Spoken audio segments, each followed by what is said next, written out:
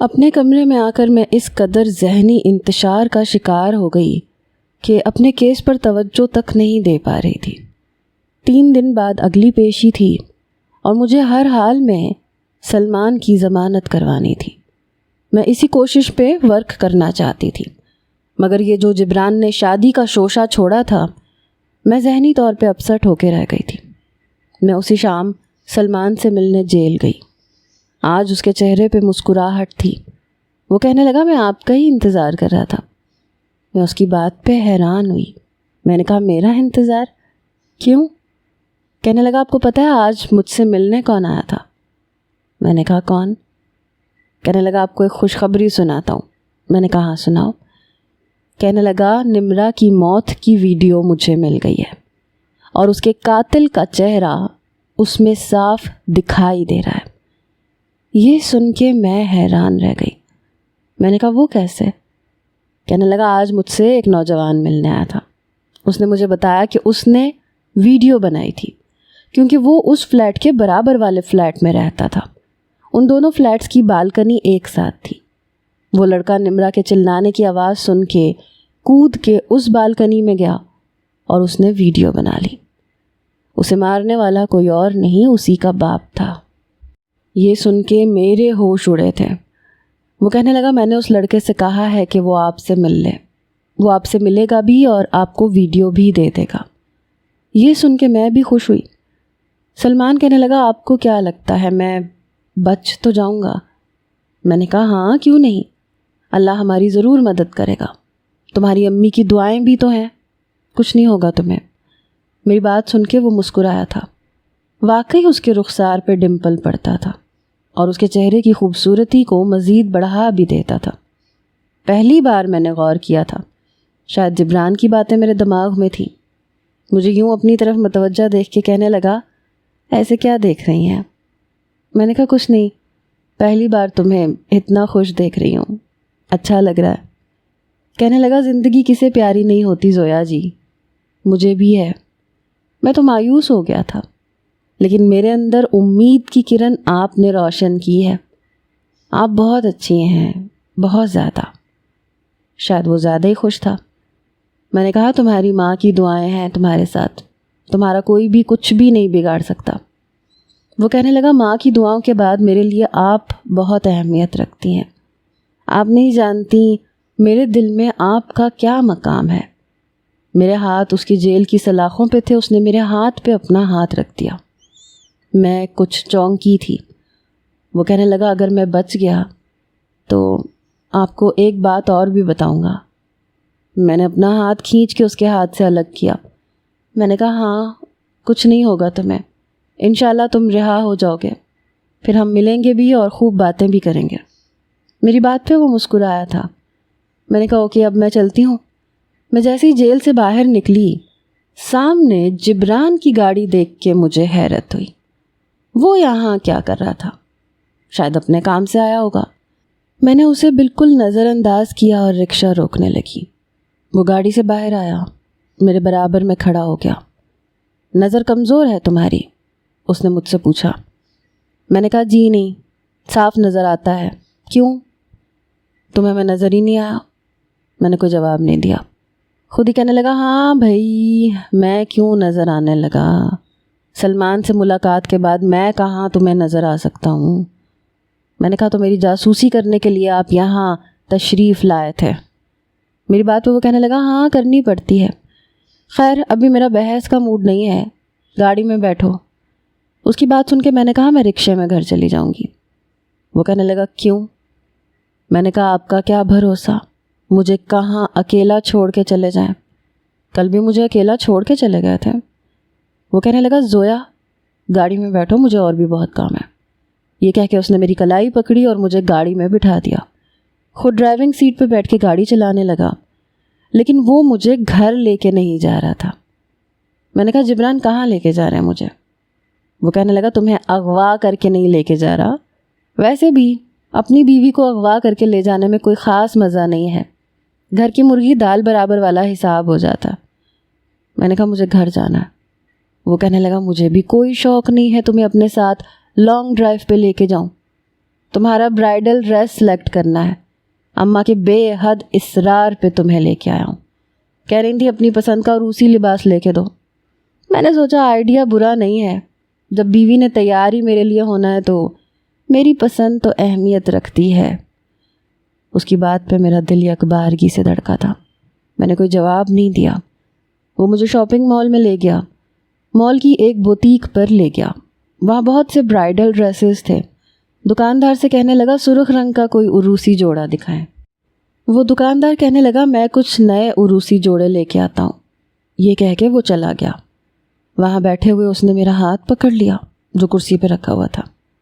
میں نے برجستہ اس کی طرف دیکھا. میری طرف ہی دیکھ رہا تھا. مجھے لگا میرے یوں گھورنے پہ وہ میرا ہاتھ چھوڑ دے گا, لیکن اس نے میرا ہاتھ نہیں چھوڑا. میں نے کہا جبران. کہنے لگا بولو جبران کی جان.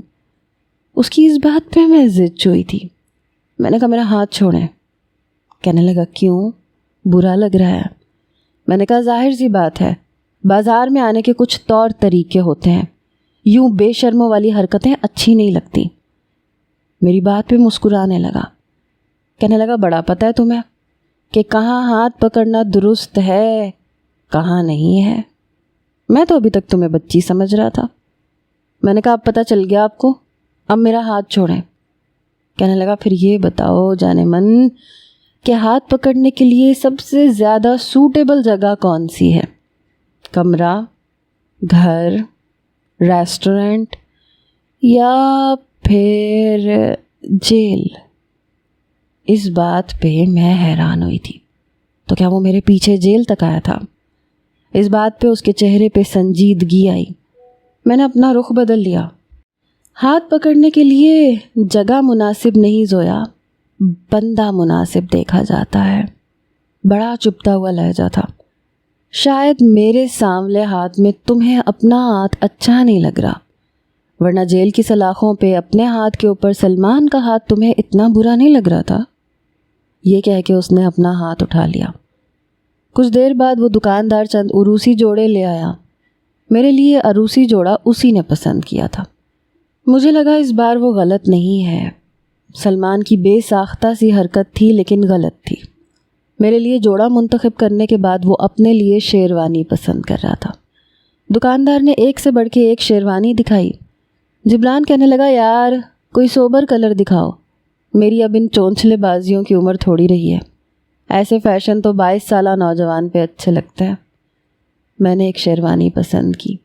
میں نے کہا یہ اچھی ہے جبران, یہ خرید لیں, اور میرے عروسی جوڑے کے ساتھ میچ بھی کر رہی ہے. میری بات سن کے اسے شاید حیرت کا جھٹکا لگا تھا. مجھے بڑے غور سے دیکھنے لگا.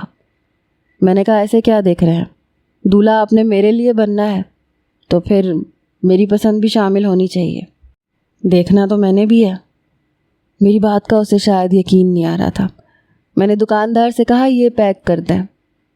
جبران کی رنگت ہلکی گندمی تھی, لیکن میں نے کبھی رنگت کو اتنی اہمیت نہیں دی تھی. وہ پرکشش شخصیت کا مالک تھا, اور ظاہری سی بات ہے ہمارے نکاح کو کافی سال گزر گئے تھے. ٹھیک ہے مجھے اس کی کچھ عادات پسند نہیں تھیں, لیکن مجھے ظاہری طور پہ وہ کبھی برا نہیں لگا. اس کی بات پتہ نہیں کیوں مجھے بے چین کر گئی تھی. سلمان میرے لیے صرف ایک کلائنٹ تھا, اس سے زیادہ اور کچھ نہیں. ہاں وہ اچھا نوجوان تھا, بے قصور تھا, اس لیے میں چاہتی تھی کہ وہ بچ جائے. لیکن جبران کی باتیں کچھ اور تھیں. واپسی کا سفر بڑی خاموشی سے ہوا. اگلے روز مجھے وہ نوجوان ملنے آیا. وہ ویڈیو بھی مجھے دے دی. اسی ویڈیو کو عدالت میں دکھا کر جج نے حسین کو گرفتار کر لیا, جس نے اپنی بیٹی کا قتل خود کیا تھا, کیونکہ وہ ان کی سیاسی مخالف پارٹی کے بیٹے سے نکاح کر چکی تھی اور باپ کو اپنی شکست منظور نہیں تھی. ثبوت کو دیکھ کے باپ نے بھی اپنے جرم کا اعتراف کر لیا. سلمان کو باعزت بری کروا دیا گیا, اور میں بہت خوش تھی کیونکہ میں کیس جیت چکی تھی. جبران میرے پاس آیا, مسکرا کے کہنے لگا کنگریچولیشنز. میں نے کہا تھینک یو. سلمان کی والدہ بہت خوش تھیں. کہنے لگی بیٹا میں تمہیں جتنی بھی دعائیں دوں کم ہے. تمہیں نہیں پتا تم نے مجھے نئی زندگی دے دی ہے. میں نے کہا آپ کا بیٹا بے قصور تھا، اسے آپ کی دعاؤں نے باہر نکالا ہے۔ اب میرا کام ختم ہو چکا تھا۔ باقی کے دن میری شادی کی تیاریوں میں گزر گئے۔ تایا ابا نے ایمرجنسی اصولوں کے تحت ایک ہال بھی بک کروا ہی لیا تھا، لیکن شادی سے ایک دن پہلے سلمان کہنے لگا میں آپ سے ملنا چاہتا ہوں۔ میں نے کہا اب کیوں؟ کہنے لگا کیا اب ہم نہیں مل سکتے؟ میں نے کہا اب ہمارے ملنے کا کوئی مقصد نہیں رہ گیا۔ وہ کہنے لگا پھر بھی ایک بار آپ سے ملنا چاہتا ہوں، آپ سے کچھ باتیں کرنی ہے۔ میں نے جیل میں آپ سے کہا تھا۔ یہ سن کے مجھے یاد آیا کہ وہ واقعی کہہ رہا تھا کہ اگر میں جیل سے چھوٹ گیا تو آپ سے کچھ کہنا چاہتا ہوں۔ میں نے کہا ایکچولی میری شادی ہے، اس لیے میں چاہتی تھی کہ میں اسے پہلے ہی بتا دوں۔ وہ کہنے لگا او آئی سی، تو کیا آپ کو باہر جانے پہ پابندی ہے؟ میں نے کہا نہیں ہے، ایسی کوئی پابندی نہیں ہے۔ کہنے لگا تو پھر ایک بار ملنے آ جائیں، پتہ نہیں بعد میں آپ کا شوہر آپ کو ملنے دے یا نہ ملنے دے۔ میں نے کہا ٹھیک ہے، تم بتاؤ کہاں ملنے آنا ہے؟ اس نے مجھے ایک ریسٹورنٹ کا پتہ بتایا۔ میں نے کہا میں تم سے ملنے آ جاؤں گی۔ اگلے دن میرا مہندی کا فنکشن تھا، میں اس سے ملنے چلی گئی۔ میری والدہ کہنے لگیں کہ کہاں جا رہی ہو، رات کو تمہاری مہندی ہے۔ میں نے کہا رات کو ہے نا، ابھی تو نہیں ہے، بس ایک دوست سے ملنے جا رہی ہوں، ابھی 1-1.5 گھنٹے میں واپس آ جاؤں گی۔ میں اسی ریسٹورنٹ میں پہنچ گئی جہاں پہ سلمان نے بلایا تھا۔ میں اندر گئی تو وہ بیٹھا ہوا تھا، مجھے دیکھ کے فوراً کھڑا ہو گیا۔ میں اس کی ٹیبل کے پاس آ گئی، کہنے لگا بیٹھیں۔ میں بیٹھ گئی۔ کہنے لگا آپ کو آپ کی شادی کی بہت مبارک ہو۔ میں نے کہا شکریہ۔ کہنے لگا مجھے کارڈ نہیں دیا آپ نے۔ اس کی بات پہ میں ہنسنے لگی۔ میں نے کہا میرے ذہن میں بالکل بھی نہیں رہا، ورنہ میں ضرور دیتی، بلکہ میں تمہیں ایڈریس بتا دیتی ہوں، اپنی والدہ کے ساتھ ضرور آنا۔ وہ کہنے لگا ایکچولی مجھے آپ سے بہت ضروری بات کرنی تھی۔ میں نے کہا ہاں وہی سننے آئی ہوں، بولو۔ کہنے لگا میں ایک پڑھا لکھا نوجوان ہوں، غربت کے ہاتھوں مجبور ہو گیا تھا ایک سیاست دان کی بیٹی کا باڈی گارڈ بننے کے لیے، لیکن میں اس کے ساتھ ساتھ جاب بھی ڈھونڈ رہا تھا، لیکن اس کے ساتھ پھر یہ میس کریٹ ہو گیا۔ میں نے کہا تو تمہیں جاب چاہیے؟ دیکھو میرا ایسا کوئی جاننے والا نہیں ہے کہ میں تمہیں جاب دلوا سکوں۔ وہ کہنے لگا نہیں وہ میں خود ڈھونڈ لوں گا، ایکچولی میں ایک لڑکی کو پسند کرتا تھا، وہ میری یونیورسٹی میں پڑھتی تھی، لیکن ہم دونوں کی کلاس میں کافی فرق تھا۔ وہ اس بات سے بھی واقف تھی کہ میں اسے پسند کرتا ہوں۔ میں چاہتا تھا کہ پہلے جاب کروں پھر اسے بتاؤں، لیکن جب میں نے چند دن پہلے اس سے بات کی تو پتہ چلا کہ وہ بھی میرے لیے ایسے ہی کچھ جذبات رکھتی ہے جیسے میں اس کے لیے رکھتا ہوں۔ دیکھیں میں چاہتا ہوں کہ میں آپ کو اس سے ملواؤں، کیونکہ آپ میرے لیے بہت خاص ہیں۔ اللہ کے بعد، میری ماں کی دعاؤں کے بعد آپ نے میرے لیے بہت کچھ کیا ہے، اور وہ بھی بنا پیسوں کے۔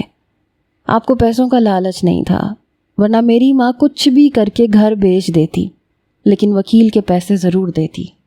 آپ نے کچھ بھی نہیں لیا، آپ بہت اچھی انسان ہیں، اس لیے میں سوچ رہا تھا کہ میں اسے آپ سے ملواؤں۔ میں نے کہا اوکے ملوا دو۔ وہ کہنے لگا وہ بس کچھ ہی دیر میں آنے والی ہے۔ پھر وہ مجھ سے ادھر ادھر کی باتیں کرنے لگا۔ وہ بار بار گھڑی دیکھ رہا تھا، میسج بھی کر رہا تھا۔ کہنے لگا پتہ نہیں میسج کا رپلائی کیوں نہیں دے رہی۔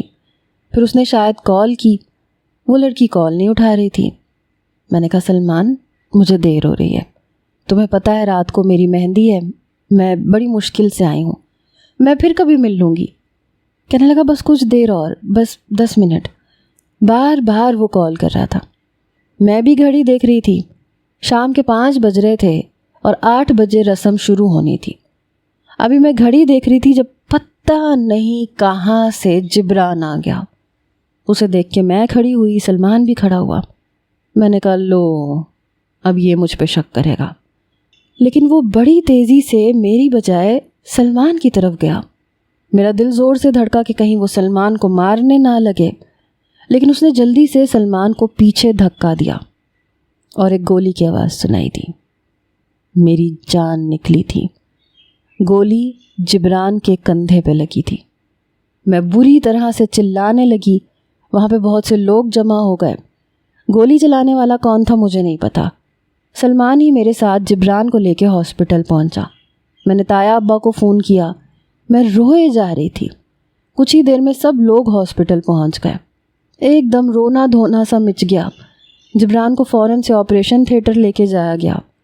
فرحاد کو میں نے پہلی بار اتنا پریشان دیکھا۔ ڈاکٹر کوئی بھی امید نہیں دے رہے تھے۔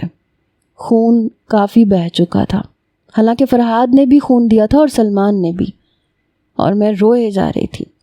اماں، میری تائی اماں کو چپ کروا رہی تھیں، یہاں تک کہ تایا ابا بھی رو رہے تھے۔ رومی کی آنکھوں میں بھی آنسو تھے۔ 4 گھنٹے بعد آپریشن تھیٹر کا دروازہ کھلا۔ تایا ابا، فرحاد بھاگتے ہوئے ڈاکٹر کے پاس گئے۔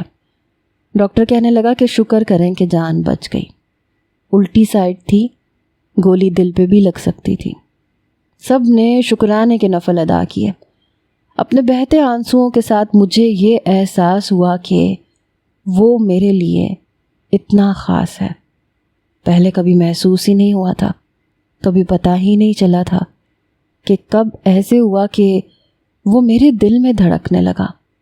لیکن آج جب آپریشن تھیٹر کا دروازہ بند تھا اور ڈاکٹر یہ کہہ رہے تھے کہ ہم کچھ نہیں کر سکتے، کچھ بھی ہو سکتا ہے، آپ لوگ اپنے آپ کو ذہنی طور پہ تیار رکھیں، تو مجھے لگا میں مر جاؤں گی۔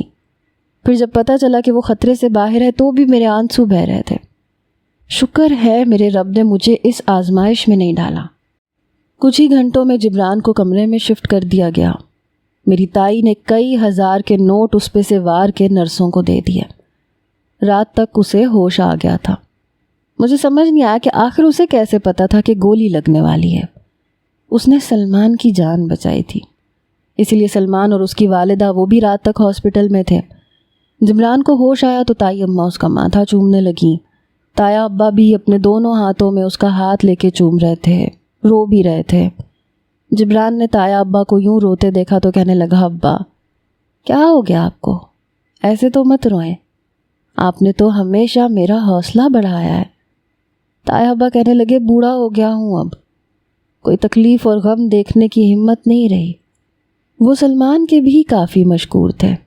سب یہ جاننا چاہتے تھے کہ آخر سلمان کے آگے وہ کیوں آیا تھا۔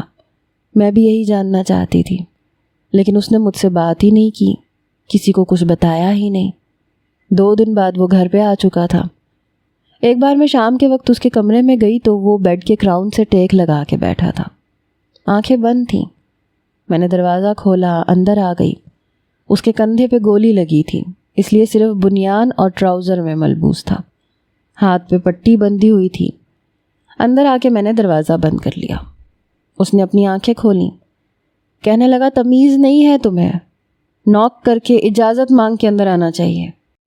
میں نے کہا، ہاں نوک تو کرنا ہی چاہیے، لیکن شوہر کے کمرے میں آنے سے پہلے بیوی پہ یہ قانون لاگو نہیں ہوتا، اس پہ کوئی دفعہ نہیں لگتی وکیل صاحب۔ میری بات پہ ذرا سا مسکرایا۔ میں اس کے بیڈ کے پاس کرسی رکھ کے بیٹھ گئی۔ کہنے لگا، مجھے پتہ ہے تم یہاں کیوں آئی ہو۔ میں نے کہا، آپ کو تو سب پتہ ہے، میرے دل میں جو رہتے ہیں آپ، اس لیے ساری باتیں آپ کو پتہ چل جاتی ہیں۔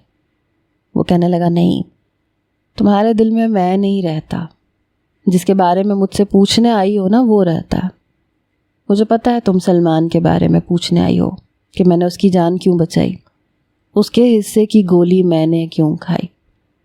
اتنی بات تو سچ تھی، میں واقعی اس سے یہی پوچھنے آئی تھی، لیکن ایک بات غلط تھی کہ میرے دل میں سلمان کہیں نہیں تھا اور ہو بھی نہیں سکتا تھا، لیکن میں نے وضاحت نہیں دی۔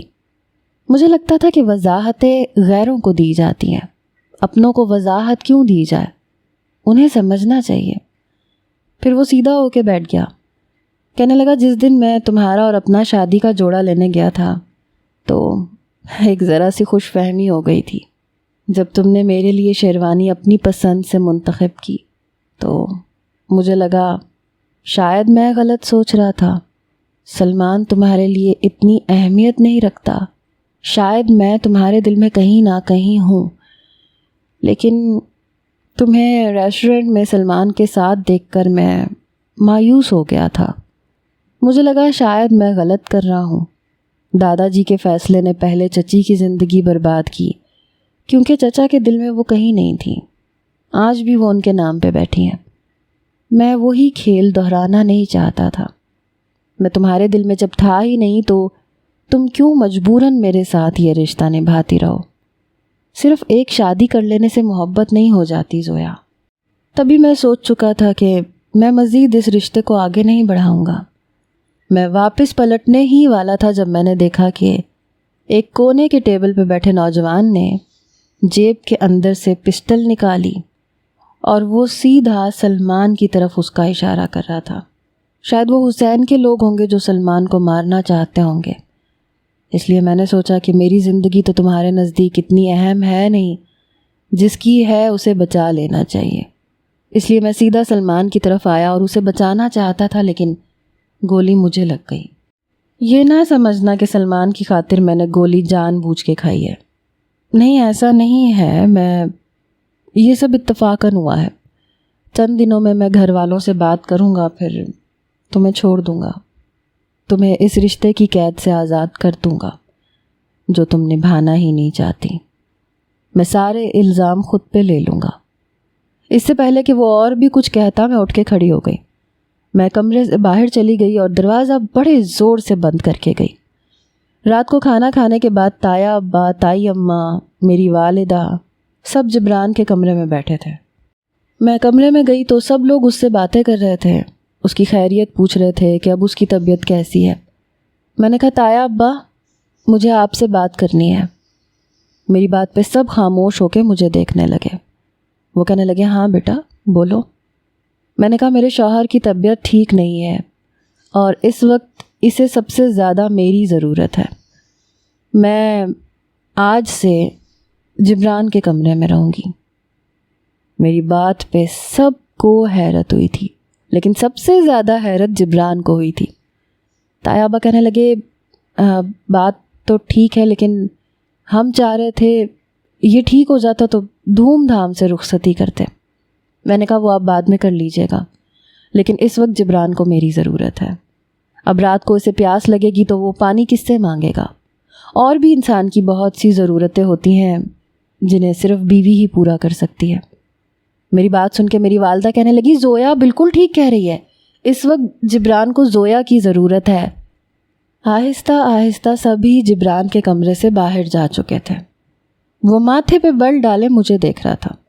جب سب کمرے سے چلے گئے تو میں نے دروازہ بند کیا، کنڈی بھی لگا دی، اپنا دوپٹہ اتار کے ایک طرف رکھا اور بیڈ پہ آ کے لیٹ گئی۔ وہ مجھے یوں دیکھ رہا تھا جیسے بے یقین ہو۔ کہنے لگا یہ سب کیا ہے؟ میں نے کہا آپ کو نظر نہیں آ رہا؟ نظر کمزور ہے۔ میرا لہجہ سخت تھا۔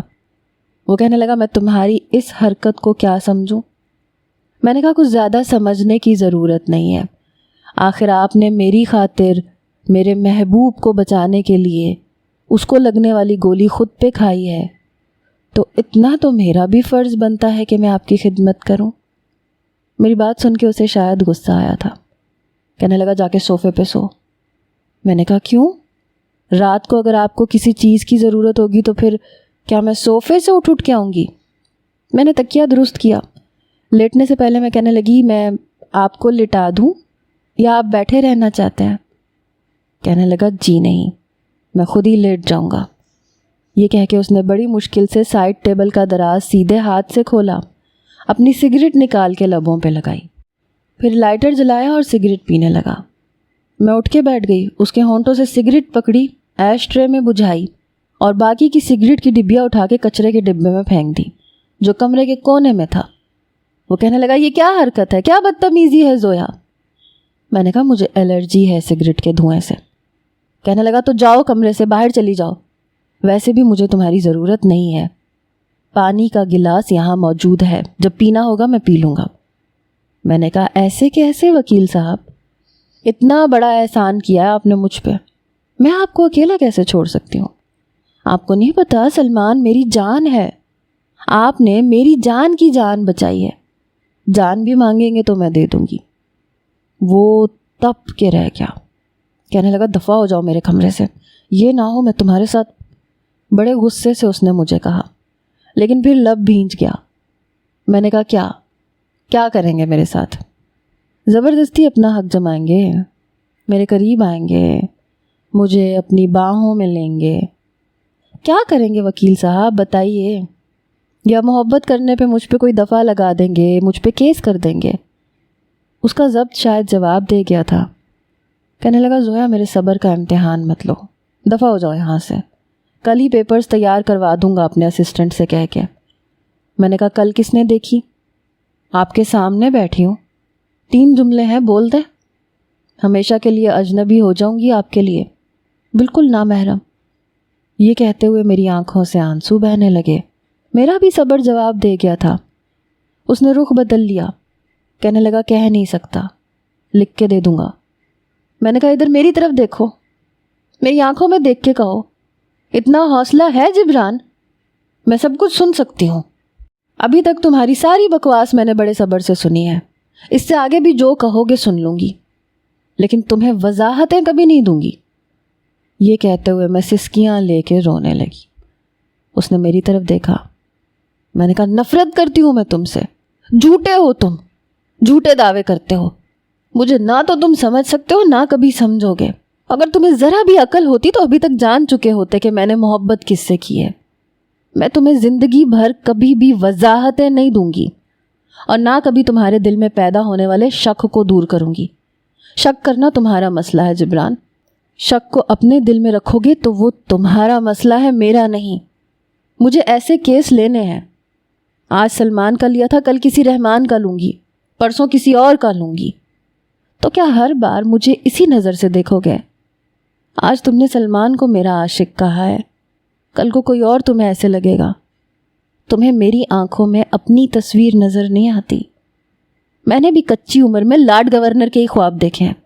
مجھے تمہارا روب جمانا برا لگتا تھا، اپنے فیصلے مجھ پہ مسلط کرنا بھی برا لگتا تھا، مجھ پہ دھونس جمانا بھی برا لگتا تھا، لیکن تم کبھی برے نہیں لگے۔ سن رہے ہو میں کیا کہہ رہی ہوں؟ مجھے سلمان کے ڈمپل نے کبھی متاثر نہیں کیا، تمہاری سانولی رنگت نے کر دیا تھا۔ کیوں مجھے نہیں پتا، وہ کسی پتھر کے مجسمے کی طرح سے مجھے دیکھ رہا تھا۔ میں نے کہا سلمان میری عزت کرتا ہے، احترام کرتا ہے، اور اس دن وہ مجھے اپنی محبت سے ملوانا چاہتا تھا جسے وہ پسند کرتا ہے، تاکہ میں اس لڑکی کو یہ یقین دلوا سکوں کہ سلمان قاتل نہیں ہے، وہ بے قصور تھا، اور میں نے اسے سچ کی بنیاد پہ آزاد کروایا ہے، تاکہ کل جب وہ اس لڑکی کے گھر رشتہ لے کے جائے تو وہ لوگ اعتراض نہ کریں۔ لیکن میں تمہیں وضاحتیں نہیں دوں گی۔ تمہیں مجھ پہ شک کرنا ہے تو شوق سے کرو، کرتے رہو۔ میں اسے سب کچھ بتا بھی رہی تھی اور یہ بھی کہہ رہی تھی کہ وضاحتیں نہیں دوں گی۔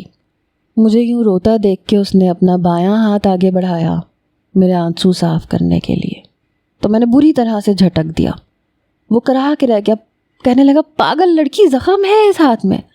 درد سے بلبلایا تھا۔ میں نے کہا درد ہو رہا ہے، اچھی بات ہے، اور ہونا چاہیے، مجھے تکلیف دینے کی سزا ملی ہے۔ یہ کہہ کے میں نے اس کا تکیہ درست کیا، وہ لیٹ چکا تھا۔ میں نے اس کا دایاں بازو سیدھا کیا اور اپنا سر رکھ کے لیٹ گئی، اس کے قریب بھی ہو گئی۔ وہ کہنے لگا زویا۔ میں نے کہا شٹ اپ جبران، نام مت لو میرا، مجھے پتہ ہے تمہیں درد ہو رہا ہے، لیکن میں ایسے ہی سوؤں گی چاہے پوری رات تمہارا ہاتھ اکڑ جائے۔ میری بات پہ وہ ذرا سا مسکرایا تھا۔ کہنے لگا تم میری رات کی نیند برباد کرنے آئی ہو، اچھی طرح سے جانتی ہو کہ اس وقت میں کچھ کر نہیں سکتا۔ میں نے کہا بالکل، مجھ سے رحم کی امید مت رکھنا۔ وہ مجھے اپنے ساتھ لگا چکا تھا۔ تم سے میں رحم کی امید رکھ بھی نہیں سکتا۔ تم یہاں میرے کمرے میں میرا خیال رکھنے آئی تھی یا نیندیں اڑانے کے لیے؟ مجھے اپنے پہلو سے لگا کے کہنے لگا۔ میں نے کہا نیندیں اڑانے کے لیے۔ یہ کہتے ہوئے میں اس کے سینے پہ ہاتھ رکھ کے آنکھیں بند کر چکی تھی۔ اس نے میرے ماتھے پہ بوسہ لیا۔ زویا، تمہیں اندازہ نہیں ہے میں کتنا پرسکون ہو چکا ہوں۔ غلطی شاید میری ہی تھی۔ میں نے کہا شاید نہیں، یقیناً۔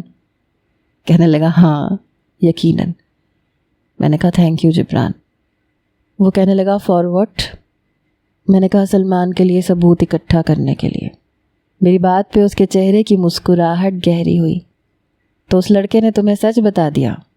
میں نے منع بھی کیا تھا۔ میں نے کہا میں نے اس سے سوال ہی اتنے کیے تھے کہ اس کے منہ سے نکل گیا۔ پوچھ سکتی ہوں تم نے ایسا کیوں کیا؟ اس وقت تو تمہیں یہ بھی لگتا تھا کہ میں سلمان کو پسند کرتی ہوں۔ وہ کہنے لگا جب مجھے یہ پتہ چلا کہ نمرا کا قتل اس کے باپ نے کیا ہے اور سلمان بے قصور ہے، تو میں سوچ چکا تھا کہ جھوٹ کا ساتھ نہیں دوں گا۔ پھر تمہاری اور میری جیت الگ تو نہیں ہے زویا، تمہاری جیت بھی میری جیت ہے۔ میں تم سے جیلس نہیں ہوں، بس تمہاری کیئر کرتا ہوں، تمہیں نقصان نہ پہنچے، سمجھی؟ میں نے کہا ہاں سمجھ گئی۔ کہنے لگا پھر جاؤ اپنے کمرے میں، تمہیں میں دلہن بنا کے کمرے میں لانا چاہتا ہوں۔ بہت نرمی سے وہ بات کر رہا تھا۔ میں اٹھ کے بیٹھ گئی، کچھ دیر اس سے ایسے ہی باتیں کرتی رہی، پھر اپنے کمرے میں آ گئی۔ اگلے ہی روز سلمان کی والدہ ہمارے گھر پہ تھیں، رومی کا رشتہ سلمان سے مانگ رہی تھیں۔ تب میں سمجھی کہ سلمان کی یونی فیلو رومی تھی۔ حیران تو جبران بھی تھا، بہرحال رشتہ طے ہو چکا تھا۔ میں نے رومی کو دو ہاتھ لیا۔ وہ کہنے لگی مجھے نہیں پتا تھا کہ جس کا کیس تم لڑ رہی ہو وہ سلمان ہے۔ جب میں ریسٹورنٹ میں سلمان سے ملنے کے لیے پہنچی تو تمہیں اس کے ساتھ بیٹھا دیکھ کے گھبرا گئی تھی، اس لیے واپس چلی گئی اور اس کی کال بھی پک نہیں کی۔ بہرحال سب کچھ ٹھیک ہو گیا تھا۔ سلمان کی محبت رومی تھی اور میری تو آپ کو پتہ ہی ہے۔